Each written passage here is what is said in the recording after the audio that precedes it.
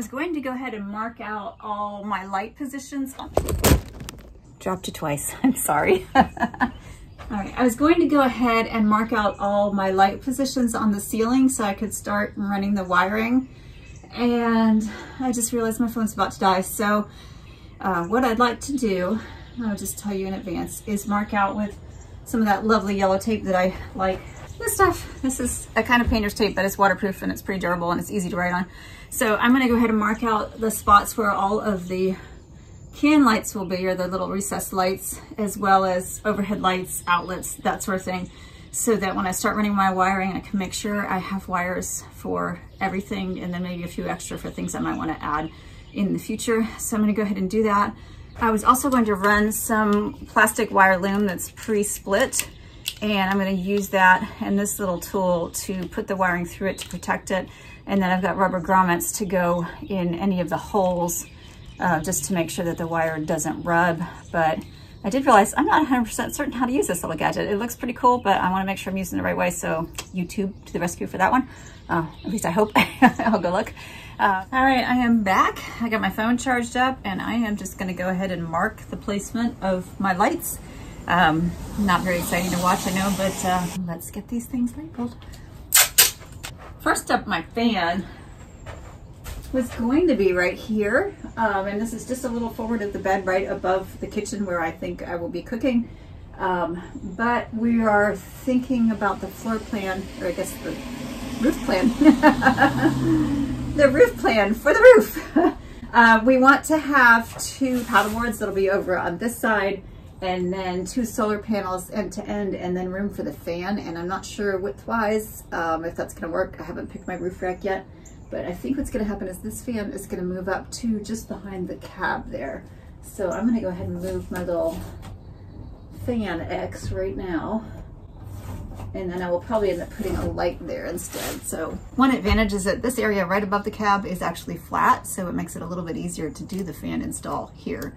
Although I don't know with ventilation, my windows will be back there. I hope I'll get a good cross ventilation, but we'll see, I guess, once everything's done. That's the only way to tell.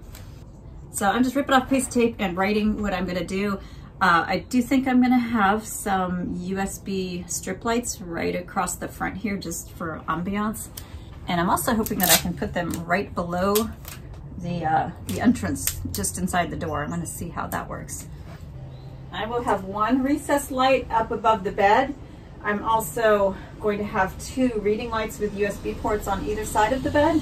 So I think the light that's here doesn't need to be on a dim or anything. We'll just probably use it when we need bright light to make the bed or things like that. And I think that will probably, well, that's the center. Might put that light in the channel. I'm not sure.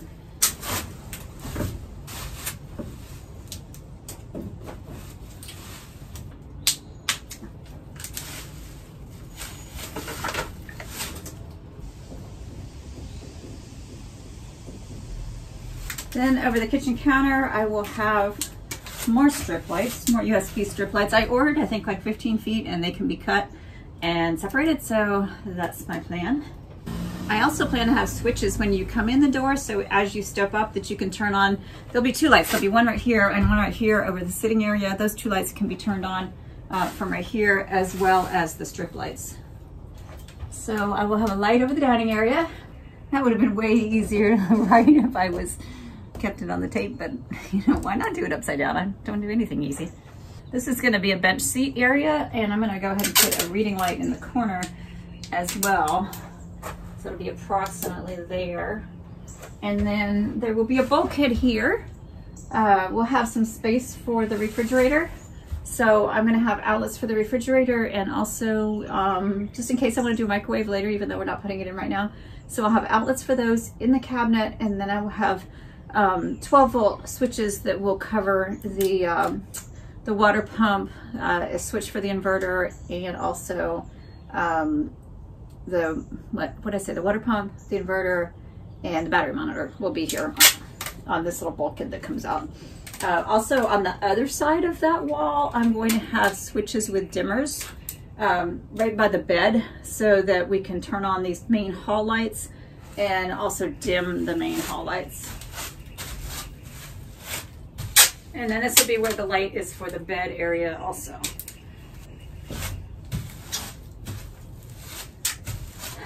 Let's see if I'm forgetting anything.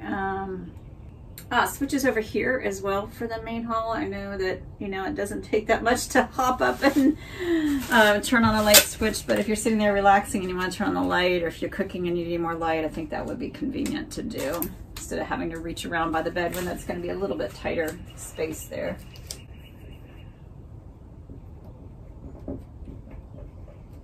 Now I'm going to put up the, I don't know what you call them, they're not can lights because they don't really have cans.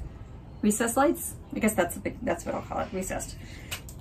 And that will be for the entry. And again, I probably should have written that before.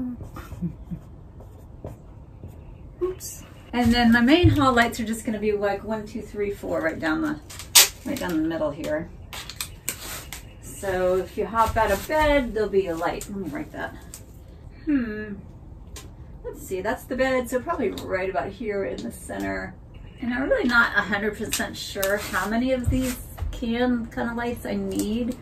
I don't want to overdo it because I don't want to be blinding.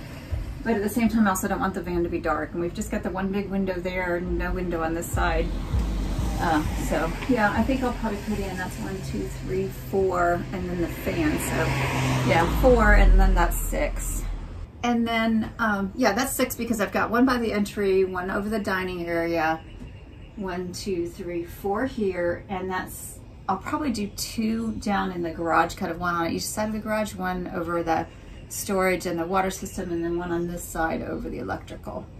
So I think I'll just put a note on the back doors for those. And then I do have, where did it go? There's a light right here on the side that uses the van wiring, and there's also a light in the back that uses the van wiring when the doors are open.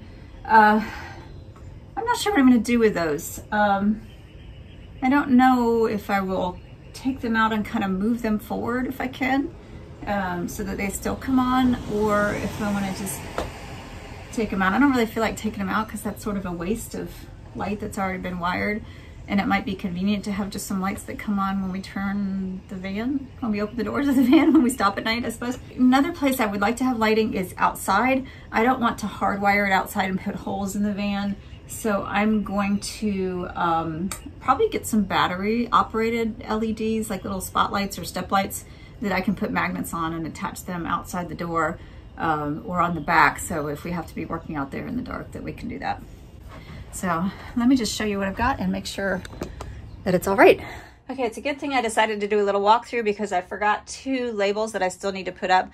One is that there'll be a bulkhead right here next to the bed, and I plan to have 2, just a pair of 110 volt outlets for like regular household outlets attached to the inverter so that I can plug in, a toaster, induction cooker. If I decide to. I'm initially probably going to start with my camp stove, but I might want to have electric cooking right there. So those need to go in, and then also outlets here, as I mentioned, for the microwave and refrigerator. Yeah, the refrigerator. Okay, so we've got USB strip light there, strip light under the floor, and strip light under the cabinets, reading lights with USBs on either side of the bed, a switch for the main light over the bed, which is right up there. Also a switch with a dimmer for these can lights or these LED lights, which will be a 3-way switch because it'll also be available to turn on right when you come in the door. Then wiring for the battery monitor, the inverter switch, and the water pump switch. Another switch to turn on the main hall. If you're just sitting right in this area, you can just reach over and turn it up, or if you're cooking. And then a reading light there that does not have a USB. And then actually one more thing I forgot is right over here, I'm gonna have kind of a little shelf here, and I'm gonna put a charging station in there. So I've got 3 more electrical things I need to put in, and I will be done. All right, my lighting plan is good to go. I added those extra few things, and it gives me time to really kind of visualize how things are gonna be once the space is put together. I would like to go ahead and run my wiring, but I don't have it. I meant to do 12 gauge and I ordered 10 gauge. For some reason I was thinking I needed to bump it up, but I'm gonna go ahead and return that and do 12 gauge for all the DC runs, and then maybe 16 gauge or 14 gauge, probably 14 gauge to the individual lights. I think that's going to be sufficient for those. So I'm going to do that. I need to get that ordered. I'm going to go to Harbor Freight and pick up all the little stuff that I need. I've got a soldering iron and some other things that I need to pick up there. And yeah, making a wee little bit of progress, but I hope that the pace is going to pick up a bit. I literally have everything in my apartment that I need on, well, I don't know, probably have 85% of what I need in my apartment. So yeah, I'm getting there. It's slow going, but at the same time, I want to do it right. And yeah, it's been a little crazy process, but yeah, don't think I'm not enjoying it. Even though I'm pulling my hair out some days, and sometimes I just have this look on my face like, oh my God, I need a drink. Yeah, it's fun. It's an amazing experience, amazing opportunity. So I am thrilled, and also thrilled to have you here with me. So thank you for watching. If you'd like, you can subscribe down below to see new videos as the adventure continues. And once it's all done, adventures outside, more hiking, more kayaking, more swimming, more whatever it might be. Can't wait to get out there.